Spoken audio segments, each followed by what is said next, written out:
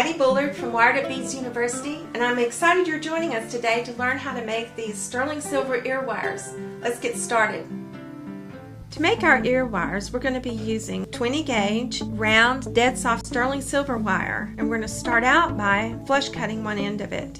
We're going to place the flat side of our cutters against the part we're going to keep, and we're going to clip the little end off, shielding it with our finger and turning it down to keep it from flying up into our eyes. I'm going to take my ruler. I'm right-handed. I'm going to hold the ruler in my left hand, and I'm going to start out by using a piece of wire that's 2.5 inches. I'm going to place the end of the wire on the 2.5 inch mark, and I'm going to clip, placing the flat side of my cutters toward the part I'm going to keep. I'm going to clip my wire. I'm going to cut another piece of wire exactly the same way using the exact same method. And now you can see I have 2 pieces of wire exactly the same length.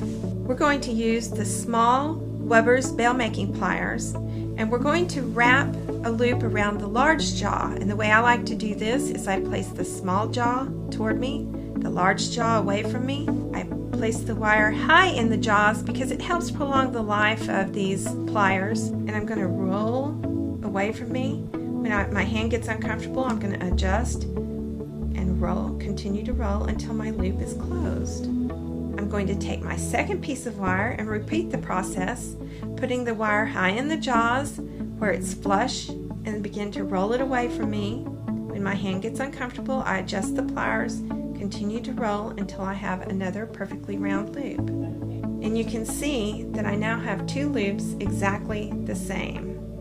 We're going to now switch to our large Wubbers bail making pliers, and I'm going to take my wire. I'm going to play like this is a little spine and a head and a chin. I'm going to hold the Wubbers bail making pliers with the large jaw toward me because we're going to wrap around the smaller jaw, and I'm going to roll away from me until the wire is almost closed or the back of the head nearly touches the spine.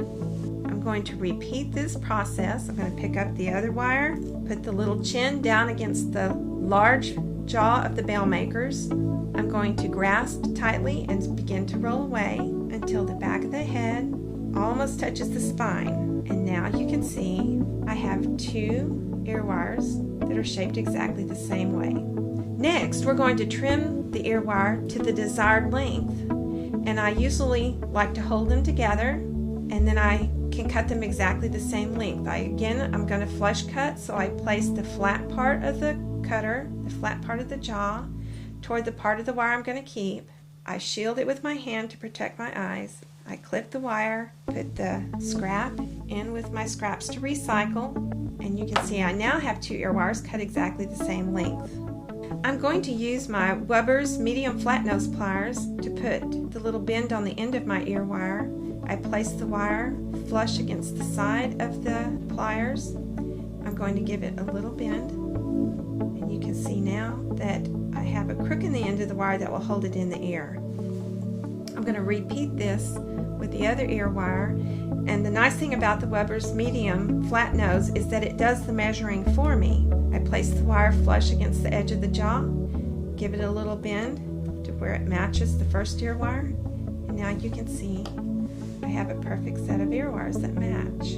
Because we were using dead soft wire, we want to check and see if it's work hardened enough, and this could use a little more hardening. So I'm going to take a steel block that's highly polished, that way it will keep my wire nice and shiny and clean. I'm going to place my ear wire on the block and take a rawhide mallet and tap, tap, tap, tap, tap to harden the wire. I'm going to turn the little ear wire around and tap the other end. I'm going to repeat this with the other ear wire.